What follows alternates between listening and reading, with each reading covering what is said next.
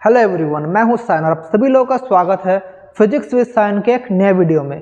तो fluid mechanics के ऊपर हमारा जो लेक्चर सीरीज चल रहा है, तो आज हम लोग पढ़ेंगे क्या, इक्वेशन ऑफ कंटिन्यूटी और बर्नौलीज थ्योरम। तो लास्ट दिन हमने क्या क्या पढ़ा था? लास्ट दिन हमने पढ़ा था कि एक जब कोई ऊपर से कोई चीज़ नीचे गिर रहा है, जो टर्मिनल वेलोसिटी कितना होता है वो हमने निकाला था। वहाँ पर स्टोक्स लॉ, विस्कोसिटी, ये सब हम लोग लास्ट लेक्चर में पढ़ रहे थे विस्कोसिटी के बारे में। फिर वहाँ से हम लोग ने सीखा स्टोक्स लॉ। तो ये सब लास्ट दिन हो चुका था। और इसके बाद हमने यहाँ से टर्मिनल वेलोसिटी का जो फॉर्मूला था उसको भी हमने डिराइव किया था। जिन लोगों ने लास्ट वीडियो नहीं देखा, मैं उन लोगों को हाईली रिकमेंड करूँगा उस वीडियो को देखिए, क्योंकि ये फ्लूइड मैकेनिक्स बहुत लोग बोलते हैं, बहुत ही नेग्लेक्ट करके चले जाते हैं एग्जाम में। देखिए, नेग्लेक्ट करने का चीज़ नहीं है, ये इंपॉर्टेंट चैप्टर है, मैं बार बार बोल रहा हूँ। और मेरे ये लेक्चर्स देखने से आप लोग एग्जाम में कोई भी क्वेश्चन आप लोग नहीं फंसेंगे, क्योंकि मैं इधर जो जो करवा रहा हूँ वो आपका टू दी पॉइंट में करवा रहा हूँ, और जो एग्जाम में आएगा यहीं से आएगा। अभी आप लोग नहीं समझेंगे, जब एग्जाम दे के आएंगे फिर इस वीडियो में लौट के आना, फिर कमेंट करना कि सर आपने बोला था कि आया था। अगर नहीं आया तब मुझे आके जितना आप लोग मर्जी अपने मन में जो आएगा लिख देना कमेंट्स में। मैं इसलिए इतना गारंटी के साथ इसलिए बोल रहा हूँ क्योंकि एक्सपीरियंस थोड़ा होने से भी थोड़ा एक्सपीरियंस मेरे अंदर भी है। ठीक है, बहुत बात हो गया, तो मेन टॉपिक में घुसते हैं। चलिए, तो आज हम लोग जो पढ़ेंगे, सबसे पहले एक कोई भी कंटेनर या कोई भी पाइप से कितना लिक्विड फ्लो करता है उसका rate of flow of liquid पढ़ेंगे, और वहां से पढ़ेंगे इक्वेशन ऑफ कंटिन्यूटी। मैं क्या बोल रहा हूं, हम लोग पढ़ेंगे rate of flow of liquid, मतलब यहां से हम लोग पढ़ेंगे equation of continuity. Equation of continuity, तो देखिए ये क्या है। तो कोई भी अगर कंटेनर है, कोई भी अगर यहाँ पर एक पाइप है जिसका लेंथ, यहाँ का जो क्रॉस सेक्शन है इसके एरिया है A1, यहाँ का क्रॉस सेक्शन इसका एरिया है A2। यहाँ पर जो लिक्विड जा रहा है, इसके अंदर कोई भी लिक्विड जा रहा है, उसका वेलोसिटी है V1, यहाँ से इसका वेलोसिटी है V2। तो ये पढ़ाने का पहले मैं आप लोग ये बोलते, इसके अंदर से कोई भी लिक्विड जा रहा है, कोई भी लिक्विड जा रहा है इसके अंदर से, एनी लिक्विड फ्लो हो रहा है, लिक्विड फ्लोइंग। तो देखिए आप लोग, मैं क्या बोल रहा हूँ, घर में तो आप सभी लोगों का पाइप वाटर सप्लाई है, तो वाटर सप्लाई में देखना आप लोग का प्लम्बर जो लाइन किया था, हर एक पाइप का थिकनेस सेम नहीं है। कुछ पाइप थिक है, कुछ पाइप थिन है। मतलब सीधी भाषा में, जो आपके घर के ऊपर जो टैंक है, वहाँ से जो आपका टैप में जो कनेक्शन आता, पूरा जो पाइप का लेंथ सेम नहीं होता है। कुछ जगह पर पाइप मोटा होता है, कहीं जगह पर पाइप पतला होता है। तो क्यों होता है? तो वो इसलिए होता है कि पाइप जितना मोटा होगा उसके अंदर लिक्विड उतना स्लो जाएगा, और जितना पतला होगा उसके अंदर लिक्विड उतना फास्ट जाएगा। तो मैं कैसे बोल रहा हूँ, आज हम लोग उसको देखेंगे। तो यहाँ पर जो हम लोग सीखेंगे कि यहाँ पर देखिए दो तो अलग थिकनेस है, A1 A2 क्या है, A1 A2 क्या है, cross sectional areas, cross sectional areas, यह है A1 और A2। और हमारा V1 क्या है, velocity of entering the liquid, and V2 is velocity of exiting. और क्लियरली हम देख पा रहे हैं A1 is greater than A2। तो यहाँ पर हम लोग जो सीखेंगे कि जितना अमाउंट ऑफ लिक्विड, जितना मास ऑफ लिक्विड एंटर करेगा पर यूनिट क्रॉस सेक्शन, उतना अमाउंट ऑफ लिक्विड ही निकलेगा। एनी क्रॉस सेक्शन, ये जो हमारा जो rate of flow of liquid क्या कहता है, the mass of liquid flowing through each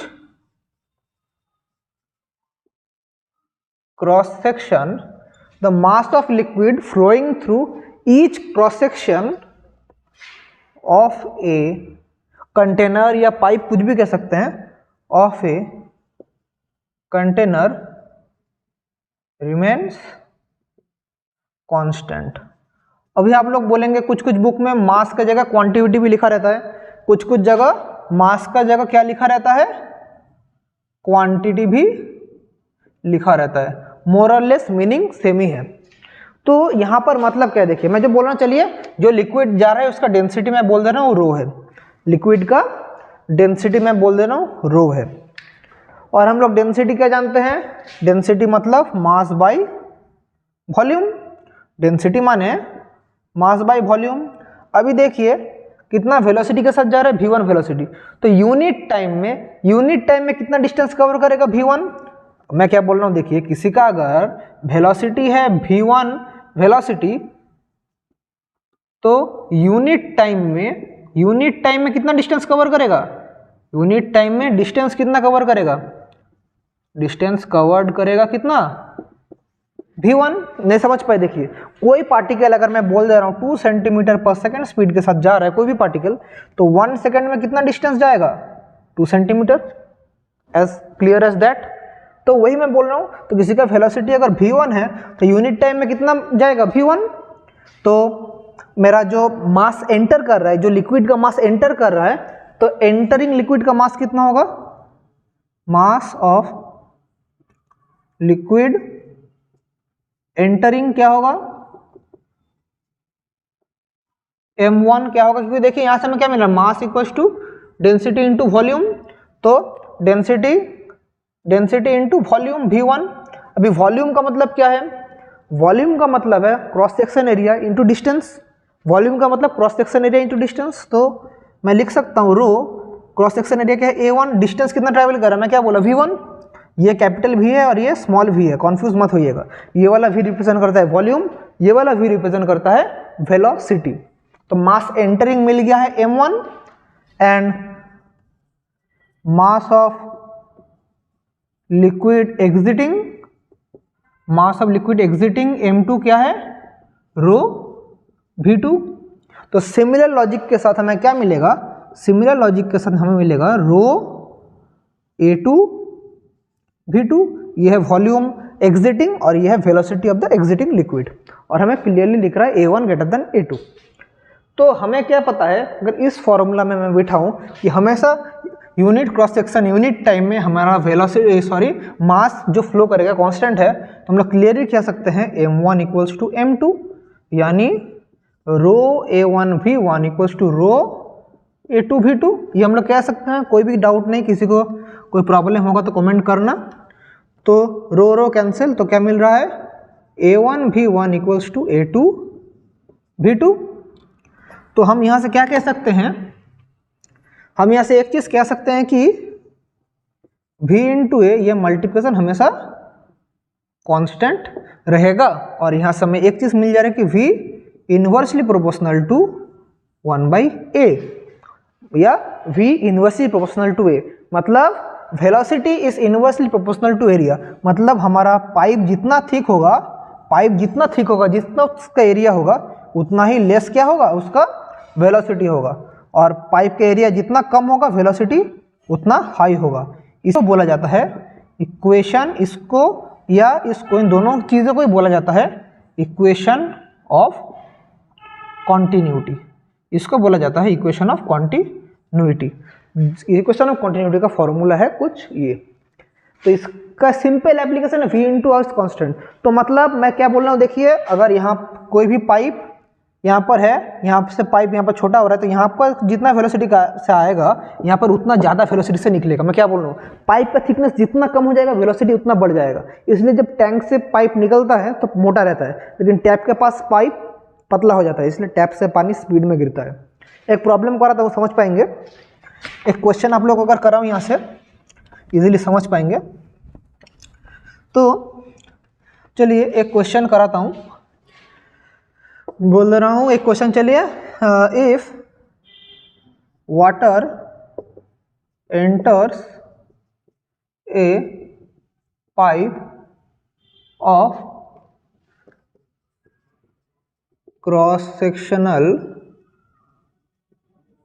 area 10 centimetre square with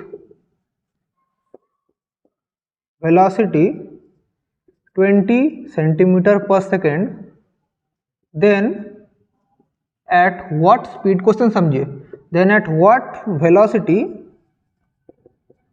will the water exit the pipe through its end whose area is 2 centimetre square. तो ऐसे question दिया हूँ, तो मैं बोल दे रहा हूँ यहाँ से जब वाटर घुस रहा है इस पाइप का एरिया है 10 सेंटीमीटर स्क्वायर और जो निकलेगा इसका एरिया है 2 सेंटीमीटर स्क्वायर। यहाँ पर जो वेलोसिटी के साथ आ रहा है, वेलोसिटी कितना दिया हूँ मैं, वेलोसिटी 20 सेंटीमीटर पर सेकेंड मैंने बोल दिया है, तो हमें V2 निकालना है। तो यहाँ से जब घुस रहा पानी वेलोसिटी बोलते हैं तो वेलोसिटी कितना एग्जिट कर रहा है, तो हमारे पास प्रोवाइडेड है A1 is given 10 centimetre square और क्या गिवन है, V1 गिवन 20 सेंटीमीटर पर सेकेंड और हमारे पास A2 प्रोवाइडेड है 2 सेंटीमीटर स्क्वायर। हमें पता है formula V1 A1 equals to V2 A2, so V2 is V1 A1 by A2। So V1 क्या है, V1 है 20, A1 क्या है 10 बाई A2 क्या है 2, तो simply 2 into 10 that is 100 centimetre पर सेकेंड। तो इस एग्जाम्पल से समझिए, जब मेरा पाइप का एरिया था, क्रॉस सेक्शन एरिया था 10 सेंटीमीटर स्क्वायर, तब वेलोसिटी देखिए ओनली 20 सेंटीमीटर पर सेकेंड है, लेकिन जब मैंने एरिया को कम कर दिया वेलोसिटी इंक्रीज होकर देखिए क्या हो गया 100 सेंटीमीटर पर सेकेंड। इतना हाईली इंक्रीज हो गया, समझ पा रहे हैं। जब इनिशियल था तब कुछ 20 सेंटीमीटर था, लेकिन जब इंक्रीज हो गया तब क्या हो गया 100 सेंटीमीटर पर सेकेंड। तो यही है इक्वेशन ऑफ कंटिन्यूटी और रियल लाइफ एप्लीकेशन भी आई होप आप लोग समझ चुके हैं। तो ये था इक्वेशन ऑफ कंटिन्यूटी। यहाँ से बहुत प्रॉब्लम्स आता है, एक ही फॉर्मूला है, सिर्फ वन एंड ओनली ये वाला फॉर्मूला है, इसको यूज़ कर दीजिएगा, कोई भी प्रॉब्लम इक्वेशन ऑफ कंटिन्यूटी का हो जाएगा। अभी हम लोग सीखेंगे इसी चीज़ का थोड़ा आगे जाके बर्नौलीज थ्योरम। उसका पहले हम काइनेटिक एनर्जी, पोटेंशियल एनर्जी और एनर्जी ड्यू टू प्रेशर एक लिक्विड के अंदर क्या होता है वो सीखेंगे। तो चलिए सीखते हैं जल्दी से। समझ तो पा रहे हैं ना क्या हो रहा है। हमेशा ना जब भी आप लोग कुछ पढ़ेंगे क्वेश्चन पूछिए, अगर नहीं समझ पाए तो क्वेश्चन कीजिए। मैं क्या बोल रहा हूँ, जब भी कुछ पढ़ेंगे उसका आप वाई पूछिए, वाई। अगर नहीं समझ पाएंगे तो पूछिए, अगर नहीं पूछते हैं तो नहीं होगा। वाई, वाई एक बहुत ही इंपॉर्टेंट वर्ड है। अगर आप लोग किसी चीज़ को नहीं पूछेंगे आप लोग उसको गहराई से नहीं समझ पाएंगे। अगर आप लोग एक बार वाई पूछेंगे तो आप लोग अपने अंदर एक क्वेश्चन को जगाएंगे कि क्या बोल रहे, क्यों हो रहा है। अगर बार बार क्वेश्चन करेंगे, क्वेश्चन करते करते आप लोग एक साइंटिस्ट या आप लोग का मन में साइंटिफिक थॉट्स आएगा जितना आप लोग पूछेंगे। क्योंकि मैं अगर सिर्फ बोलता जब आप लोग कुछ पूछेंगे नहीं तो ऐसा नहीं होगा, आप लोग को पूछना पड़ेगा। पूछिए, मतलब मुझे नहीं, जिस सर के पास पढ़ रहे हैं, जहाँ भी पढ़ रहे हैं, क्यों। अगर आप लोग सोचेंगे क्यों पूछेंगे, लेकिन पूछना पड़ेगा। अगर नहीं पूछते हैं तो मतलब आप लोग कुछ समझ नहीं पाएंगे। क्वेश्चन करना सीखिए। अगर हमारा आप लोग जो पढ़ाई कर रहे हैं, आप लोग जो लाइफ में कुछ भी करेंगे, क्वेश्चन अगर नहीं करेंगे, सिर्फ ये नहीं, हर एक चीज़ में लाइफ में क्वेश्चन कीजिए। हर एक डिसीजन में आप लाइफ में कुछ भी करेंगे, क्यों, हर एक कोई भी आप लोगों का जो आप लोग धीरे धीरे बड़े हो रहे हैं, हर एक सिस्टम को चैलेंज कीजिए, क्यों करेंगे। ये क्वेश्चन करने का पैटर्न समझिए। अगर क्वेश्चन आप लोग जिंदगी में नहीं करेंगे आप लोग बड़े नहीं हो पाएंगे। इसलिए क्वेश्चन कीजिए हमेशा। किसी भी चीज़ को, सुपरस्टिशन को पूरा बिलीव मत कीजिए। जो आप लोग पूछेंगे फिर सही लगा फिर मानना, नहीं तो उसको मत मानना। चलिए बहुत हो गया डायलॉग बाजी, अभी थोड़ा पढ़ाई भी कर लेते हैं। तो देखिए अभी हम लोग एक जगह से जब कोई लिक्विड फ्लो करता है तो उसके बारे में थोड़ा स्टडी करेंगे। तो अगर मैं बोलूं एक कंटेनर के अंदर से लिक्विड जा रहा है तो लिक्विड में कितना टाइप का एनर्जी हो सकता है। मैं बोल रहा हूं कोई भी कंटेनर या कोई भी पाइप के अंदर से लिक्विड जा रहा है, कोई भी पाइप के अंदर से लिक्विड, कोई भी पाइप के अंदर से लिक्विड जा रहा है। तो जब लिक्विड जा रहा है इसके अंदर क्या क्या एनर्जी रह सकता है। तो इस लिक्विड जब जाएगा इसका अंदर काइनेटिक एनर्जी रह सकता है, इसके अंदर पोटेंशियल एनर्जी रह सकता है और प्रेशर के वजह से क्रिएटेड एनर्जी रह सकता है। तो मैं बोल दे रहा हूं ये जो पाइप के अंदर जा रहा है इसका क्रॉस सेक्शन एरिया मैं बोल दे रहा हूं A is the cross sectional area, cross sectional area.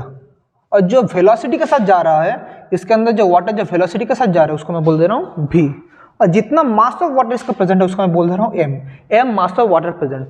तो इसका काइनेटिक एनर्जी क्या होगा, kinetic energy of the liquid क्या हो जाएगा, that is half mv²। v is the velocity of the liquid.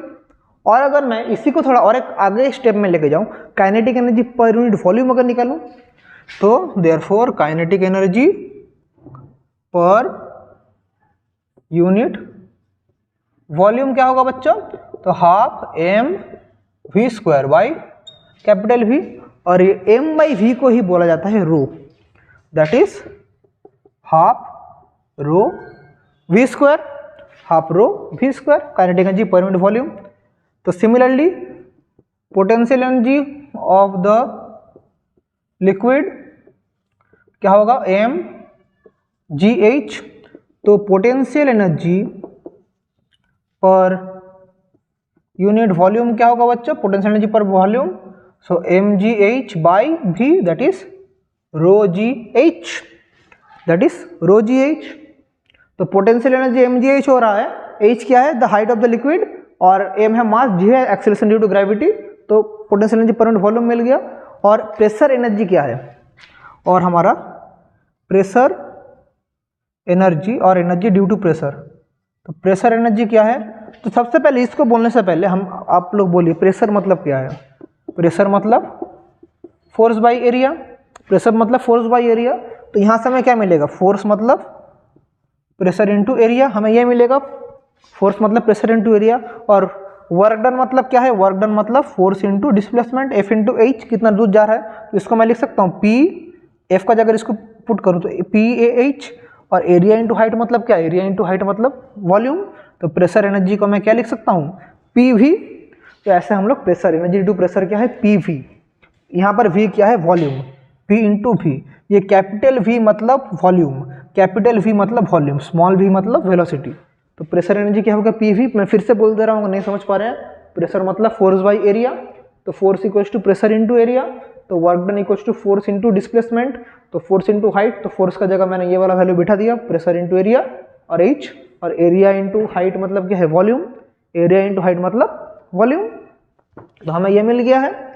तो हमें तो pressure energy per unit volume क्या होगा, P V by V, that is simply V V cancel P.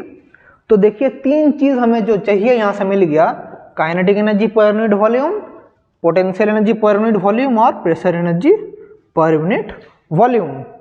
तो अभी हम लोग इन तीनों चीज को कंबाइन करके बर्नौलीज थ्योरम सीखेंगे, इसीलिए मैं इन तीनों चीजों को पढ़ा रहा था, ऐसे ही मैं नहीं पढ़ा रहा था कि ये तीनों चीज अभी हम लोग जो बर्नौलीज थ्योरम पढ़ेंगे, इन तीन चीजों का कॉन्सेप्ट हमें वहां पर लगेगा।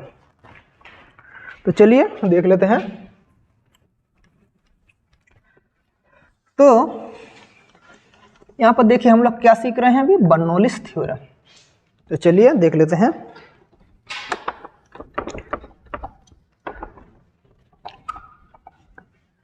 तो बर्नौलीज थ्योरम डील करता है एक फ्लो ऑफ लिक्विड में, जब लिक्विड फ्लो करेगा, लेकिन क्या फ्लो, स्ट्रीमलाइन फ्लो। मैंने विस्कोसिटी पढ़ाने का टाइम बोला था what is streamline and turbulent flow. Bernoulli's theorem कब काम में आता है, for A streamline flow of a liquid. तो मैं लिख दे रहा हूं, फिर आप लोगों को समझाऊंगा। Bernoulli's principle. तो बर्नौलीज प्रिंसिपल क्या कहता है, for a streamline flow of liquid,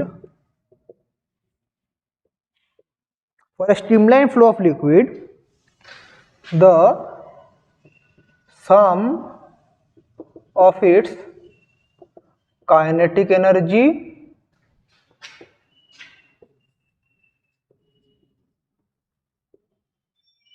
per unit volume, potential energy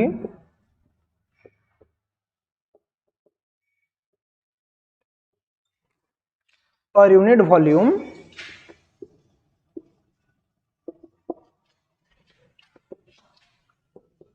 ये वाला लिखिए मेरे साथ, फिर आप लोगों को समझा रहा हूं क्या है। एंड प्रेशर एनर्जी, या मैं लिख सकता हूं energy due to pressure, and energy due to pressure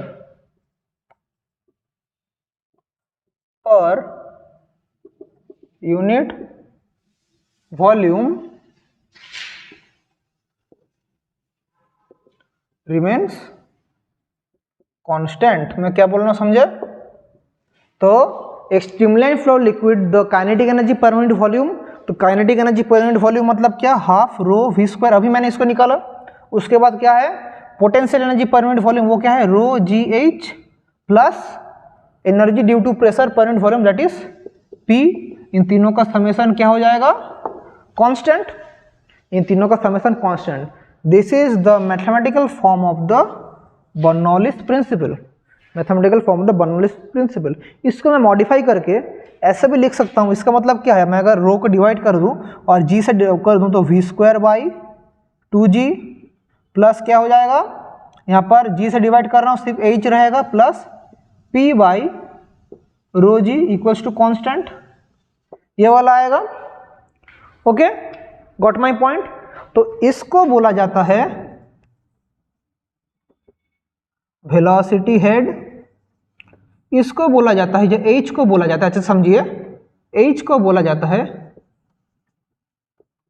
elevation head और इसको बोला जाता है प्रेशर हेड। तो बर्नौलिस थ्योरम का सेकंड ये फॉर्म भी हम लोग को मिल गया। इसको ही मॉडिफाई करके मैंने डिवाइड किया, तो वी स्क्वायर रो डिवाइड कर दे, रो डिवाइड कर रो और जी डिवाइड करेंगे तो ऐसा फॉर्म आएगा। तो this is the second form of Bernoulli's theorem. Second form of Bernoulli's theorem क्या कहता है, the sum of the velocity head, elevation head plus pressure head equals to constant. मैं क्या बोल रहा हूं, इन तीनों का समेशन क्या होगा, कांस्टेंट। ये भी किसका ही फॉर्म है, this is the second form of Bernoulli's principle. तो बर्नौलिस प्रिंसिपल मैं फिर से बोल दे रहा हूं क्या है, जब भी किसी पाइप या किसी भी कंटेनर के अंदर लिक्विड फ्लो करेगा तो इसका जितना काइनेटिक एनर्जी, पोटेंशियल एनर्जी और pressure energy per unit volume हमेशा क्या रहेगा, कांस्टेंट रहेगा। और उसका और एक फॉर्म है कि the velocity head, elevation head और pressure head summation of any streamline flow of liquid is always constant. ये बर्नौलिस थ्योरम का सेकंड फॉर्म है। आई होप आप लोग बर्नौलिस थ्योरम समझ गए।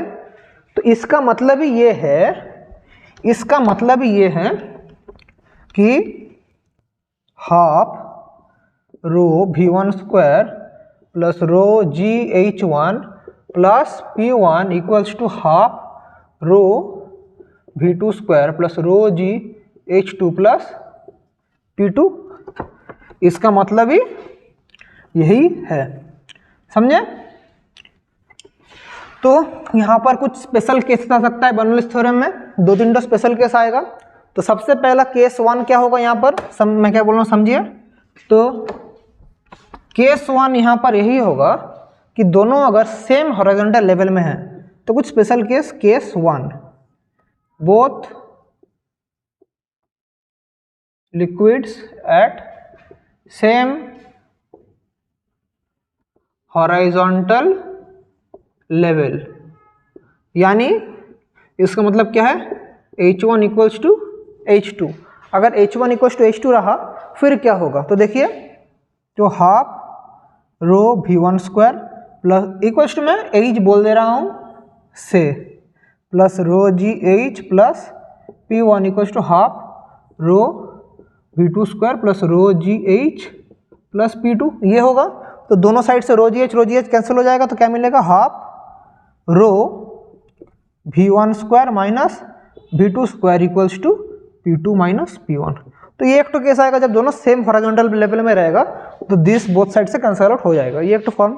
और एक तो क्या है, जब दोनों लिक्विड, इसका क्या हो रहा है, मतलब दोनों लिक्विड एक सेम हॉरिजॉन्टल लेवल में है, सेम हॉरिजॉन्टल लेवल में अगर लिक्विड रहता है उसके बीच में रिलेशन ये होगा। अगर दोनों के अंदर प्रेशर सेम हुआ तो प्रेशर कैंसिल आउट हो जाएगा, अगर दोनों का वेलोसिटी सेम हुआ तो वेलोसिटी कंपोनेंट अलग हो जाएगा। तो केसेस आप लोग खुद ही कर पाएंगे, तो केसेस में अलग से डिस्कस नहीं कर रहा हूँ, ये आप लोग ऑलरेडी कर पाएंगे। जो आप लोगों को मैं कराऊंगा एप्लीकेशंस ऑफ बर्नौलिस थ्योरम, यहाँ से हम लोग टॉरिसेलिस थ्योरम भी पढ़ेंगे। तो बर्नौलिस प्रिंसिपल का भी हम लोग एप्लीकेशन देखेंगे। तो सबसे पहले इसका जो एप्लीकेशन है बर्नौलिस प्रिंसिपल का, वो होता है वेलोसिटी ऑफ एफ्लक्स, या इसका जो मेन एक एप्लीकेशन है वो क्या है, यहां से हम लोग टॉरिसेलिस थ्योरम पढ़ेंगे। टॉरिसेलिस थ्योरम, यानी इसका मतलब क्या है, वेलोसिटी ऑफ एफ्लक्स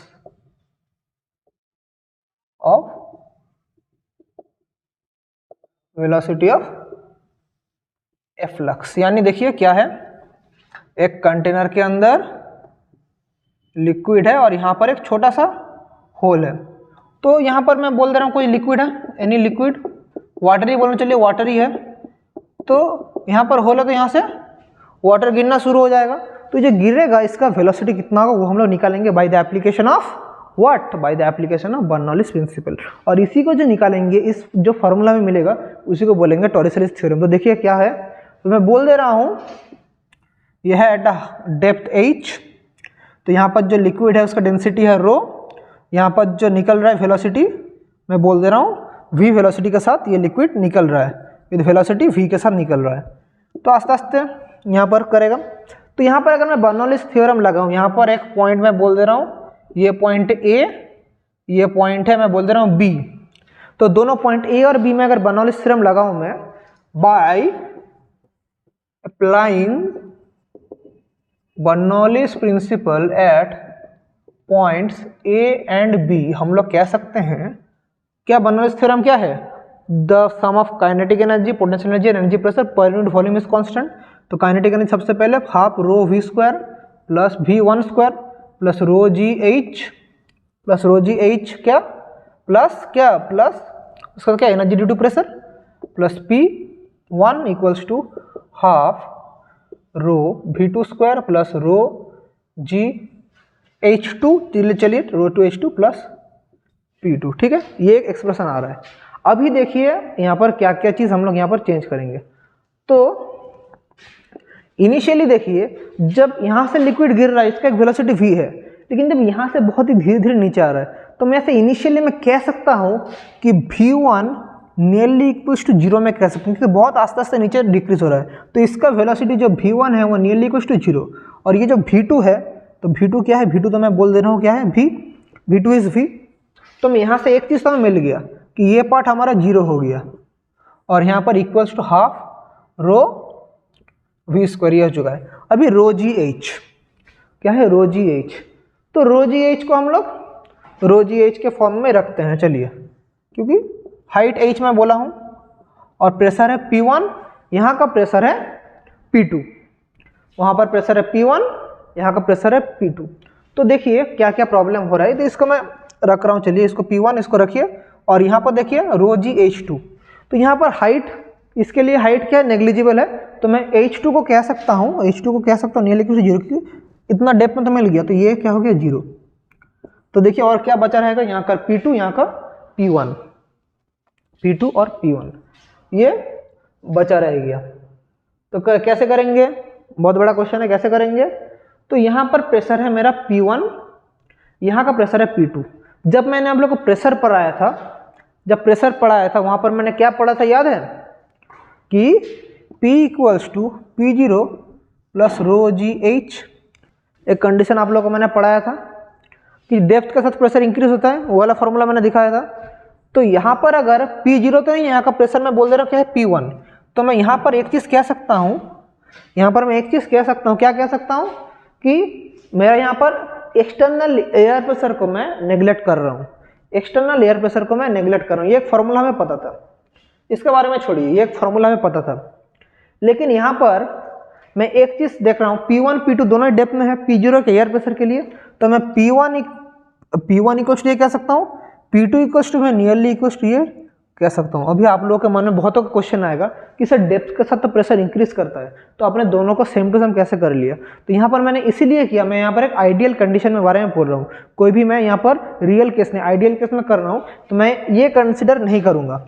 अगर आप लोगों को कन्फ्यूजन होता है तो इसका बात छोड़ दीजिए, मैं बोल रहा हूँ प्रेशर दोनों का सेम है, P1 P2 मैं सेम बोल दे रहा हूँ, कोई टेंशन नहीं है, तो इसको मैं सेम ही बोलो, छोड़िए। तो मैं P1 P2 को सेम बोल रहा हूँ, मान लीजिए कि सेम है, लेट इट बी सेम। तो P यहाँ पर P मैं बोल दे रहा हूँ P1 इक्वल्स टू P2 है, तो P कैंसिल, तो क्या सिर्फ पड़ा रहेगा, देखिए यहाँ पर रो जी एच, यहाँ पर हाफ रो v स्क्वायर, तो यहाँ से हमारा रो कैंसिल, तो v इक्वल्स टू √2 GH, ये वाला हमारा मिल रहा है √2 GH। और इसी को बोलते हैं वेलोसिटी ऑफ एफ्लक्स। ये v क्या है? This v is the velocity of efflux, this is the velocity of efflux. और इस थ्योरम को बोला जाता है टॉरिसेलिस थ्योरम, इसको बोला जाता है टॉरिसेलिस थ्योरम। √2gh। तो कोई भी कंटेनर में छोटा सा अगर ऑरिफिस से कोई लिक्विड गिरेगा तो उसका वेलोसिटी क्या हो जाएगा? √2gh। अगर मैं आप लोगों को न्यूमेरिकल्स कराऊं यहाँ से, कैसा टाइप का क्वेश्चन आएगा? एक क्वेश्चन आप लोगों को कराता हूँ। इसका बर्नौलीज थ्योरम का और भी एप्लीकेशन है, वेंचरीमीटर है, पाइटट ट्यूब है, वो सब भी आप लोगों को पता है। मैं थोड़ा उसको बारे में लिख दे रहा हूँ, वो आप लोग लिख लेंगे। मेनली ये टॉरिसेलिस थ्योरम ही मेन इंपॉर्टेंट है। मैं जो बोल रहा हूँ कि अगर मैं आप लोग को क्वेश्चन दूँ, what is the velocity of efflux of a liquid through a container at 100 centimetre depth. तो ये क्वेश्चन है। तो हमें क्या पता है फॉर्मूला? v = √2gh, यह हमें पता है। तो कैसे करेंगे? g का वैल्यू हमें पता है क्या? g का वैल्यू 980 CGS में, h का वैल्यू क्या? 100 सेंटीमीटर। आंसर क्या होगा? सेंटीमीटर पर सेकेंड में। तो देखिए, तो यहाँ पर तो 100 रूट का भाग 10 आ जाएगा, और यहाँ पर 2 × 98 तो 216, 2 9 7, 2 9 18, 196, 1960।